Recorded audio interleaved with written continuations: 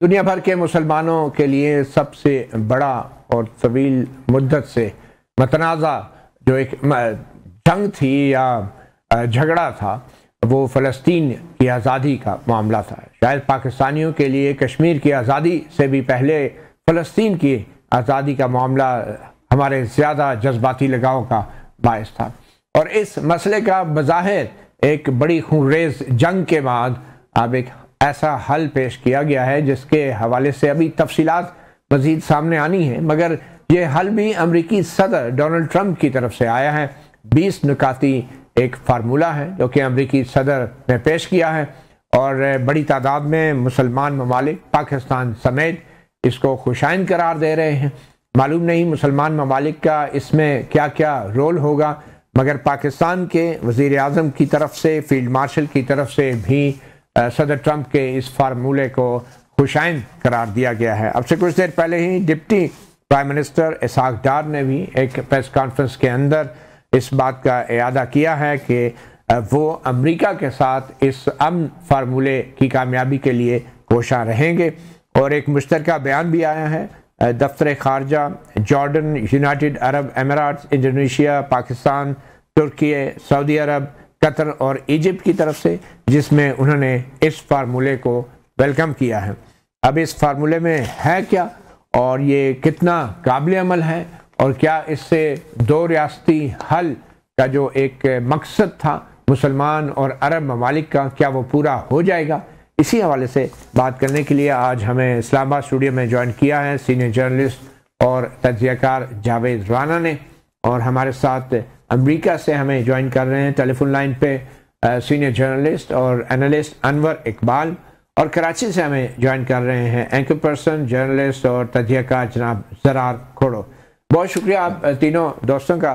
سب سے پہلے تو جاوید رانا میں آپ سے ہی جاننا چاہوں گا کہ یہ جو 20 نکاتی ایجنڈا ہے، اس ایجنڈے میں جو خاص ہائی لائٹس ہیں، میں اگر ایک جلدی سے دہرا دوں کہ ایک نگران فلسطینی اتھارٹی کا قیام کیا جائے گا، بین الاقوامی سیکیورٹی فورس کا قیام ہوگا، جنگ بندی اور حماس کو غیر مسلح کرنا بھی اس فارمولے کا حصہ ہے، اسرائیلی فوج جو ہے مقبوضہ علاقوں سے واپس ہو لے گی، تباہ شدہ علاقوں میں جیسے غزہ اور ویسٹ بینک میں تعمیر نو کی جائے گی، قیدیوں کی رہائی کی جائے گی دونوں طرف سے، اسرائیلی اور فلسطینی قیدی، اور اسی طرح لاشوں کا بھی تبادلہ کیا جائے گا، اور پھر حماس کے لیے عام معافی کا بھی اعلان کیا جائے گا جو لوگ اسلحہ پھینکنا چاہتے ہیں، اور ان کے لیے محفوظ راستہ بھی فراہم کیا جائے گا جو لوگ غزہ سے جانا چاہتے ہیں، اور پھر امدادی اشیاء کی فراہمی کو یقینی بنایا جائے گا،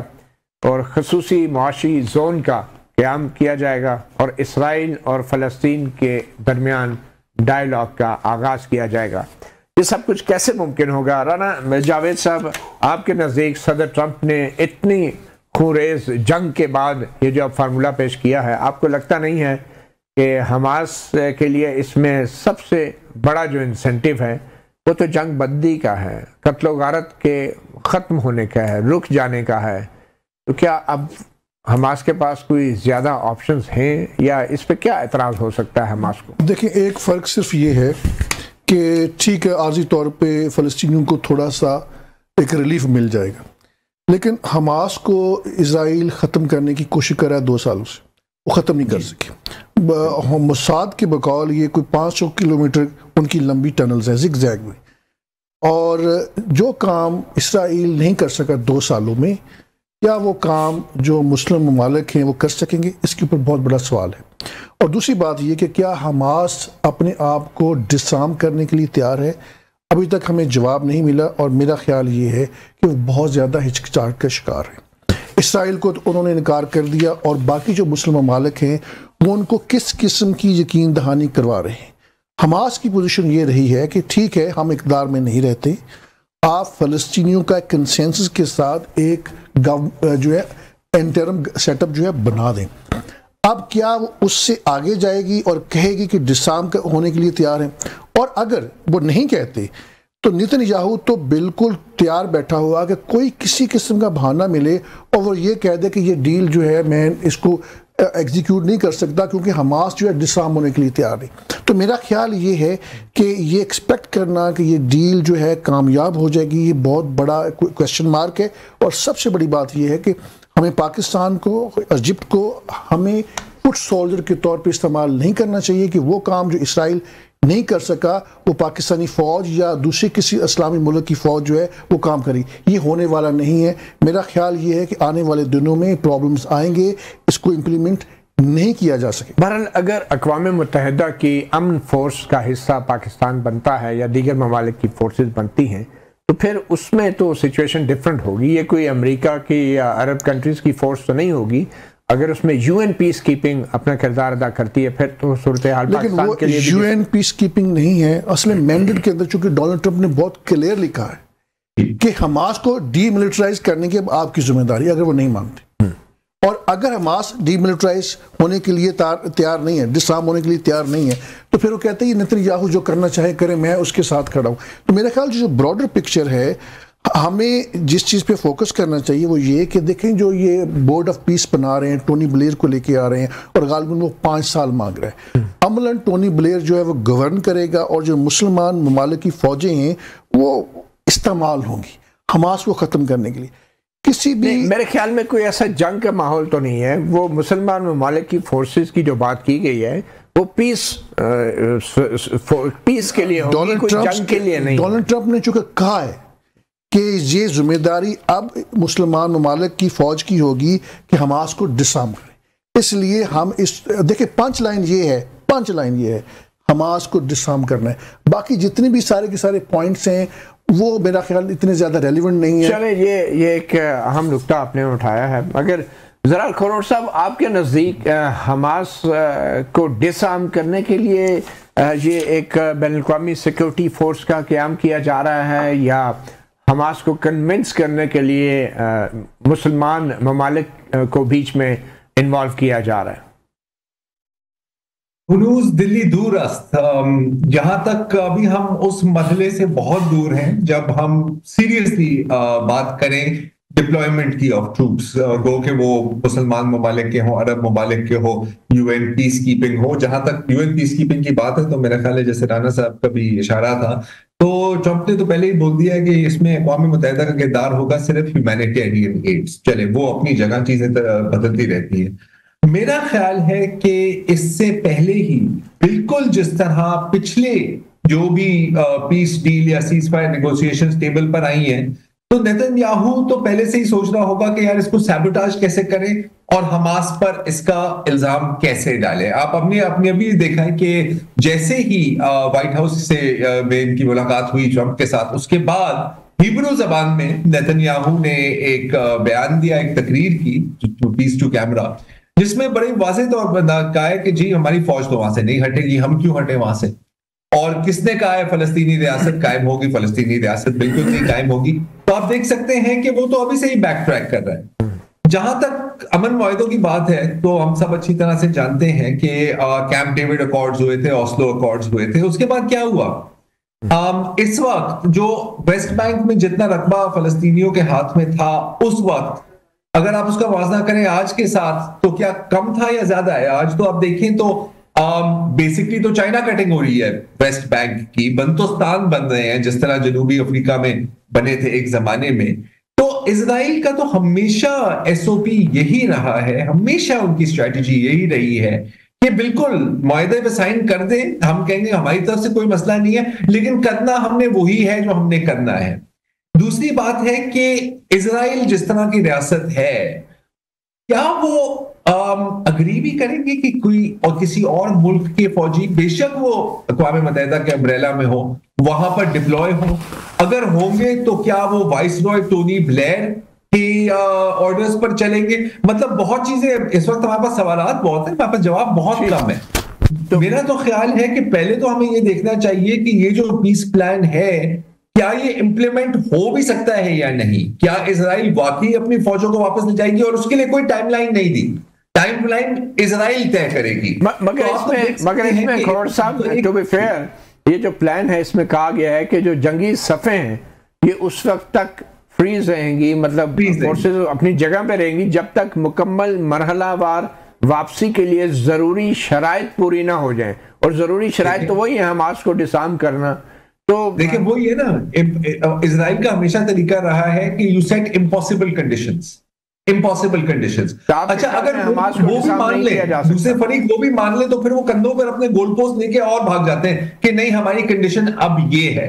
میرا خیال ہے کہ دیکھیں جیسے رانا صاحب کہہ رہے تھے نا کہ باٹم لائن کیا ہے، حماس کو ڈسارم کرنا. اچھا حماس کو ڈسارم کیوں کرنا ہے؟ کیونکہ 2 سالوں میں آپ نہیں کر سکے. حماس ابھی تک لڑ رہے ہیں، کل بھی ایک واردات ہوئی ہے. اس وقت صرف پوائنٹ یہ نہیں ہے، میرا خیال ہے کہ ایک اور جو اہم نقطہ اس میں ہے وہ یہ ہے کہ حماس کو اپنے پولیٹیکلی آئسولیٹ بھی کرنا ہے، کہ کوئی اس طرح کا ماحول بنائے کہ اگر حماس نہ کہتی ہے تو پھر باقی سب کہیں گے کہ جی دیکھیں ہم نے تو کوشش کی تھی، اب آپ نے جو کرنا ہے آپ کر لیں. اور نیتنیاہو کو یہ ٹاکنگ پوائنٹ مل جائے گا اور وہ تو انتظار میں ہے کہ مجھے اس طرح کا ٹاکنگ پوائنٹ ملے. ویسے ذرا کھوڑ صاحب سوال یہ پیدا ہوتا ہے کہ کیا حماس اگر وہ غیر مسلح کر دی جاتی ہے تو کیا امن آ جائے گا، اور کیا فلسطین کی ریاست کا قیام ممکن ہو جائے گا؟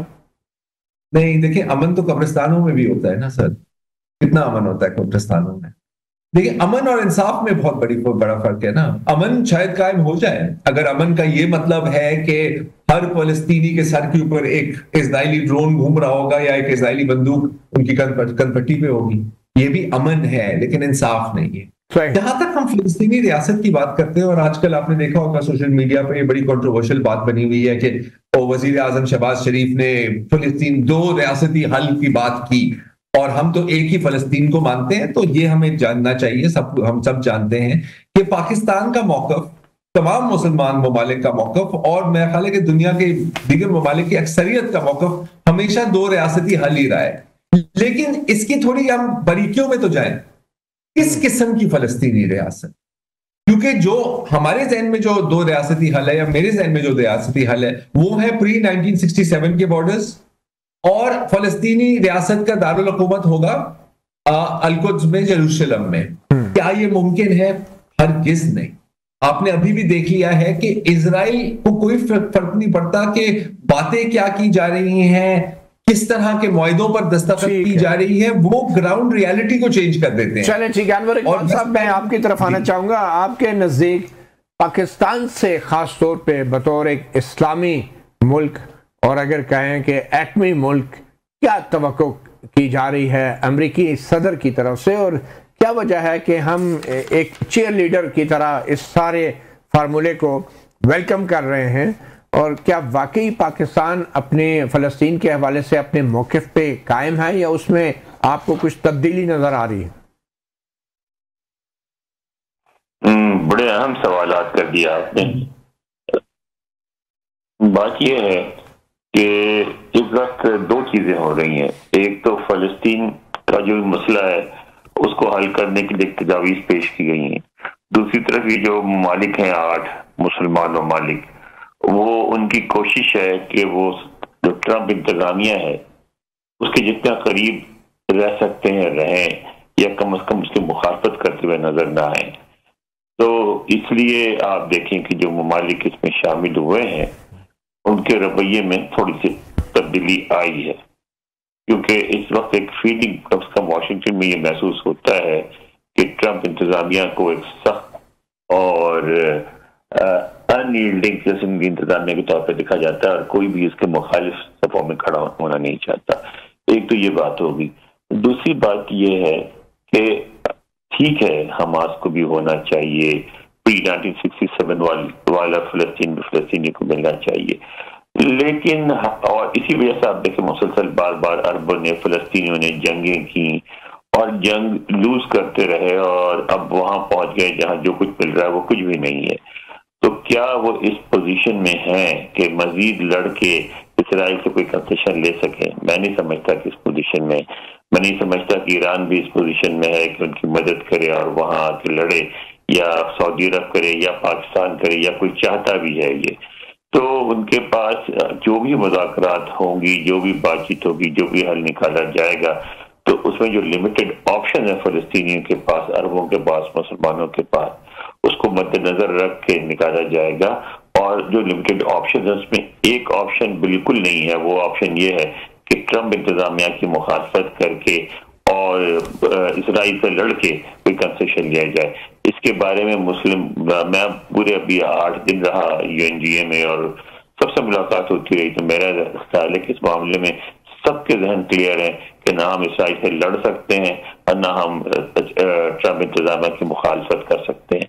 تو ان کے گڈ بکس میں رہتے ہوئے کچھ جو نکل جائے تو نکل جائے, ورنہ نہیں. تو جب آپ اس طرح کے مذاکرات میں داخل ہوتے ہیں, جب آپ ایک ہاری ہوئی فورس ہوتے ہیں, تو آپ کے پاس آپشن بہت کم ہوتے ہیں. تو انور اقبال صاحب, پاکستان اپنے موقف پہ قائم ہے یا آپ سمجھتے ہیں اس میں کچھ لچک کا مظاہرہ کیا گیا؟ اور آبویسلی اگر سعودی عرب جیسے اور دیگر عرب ممالک جو ہیں وہ اس میں لچک کا مظاہرہ کر رہے ہیں, تو پاکستان بھی تو فالو کرے گا انہیں.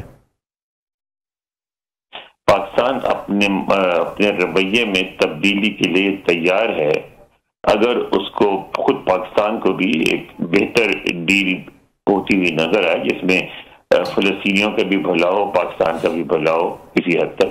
تو مجھے لگتا ہے کہ اس دفعہ جو میں نے دیکھا تو اس میں یہ نظر آتا ہے کہ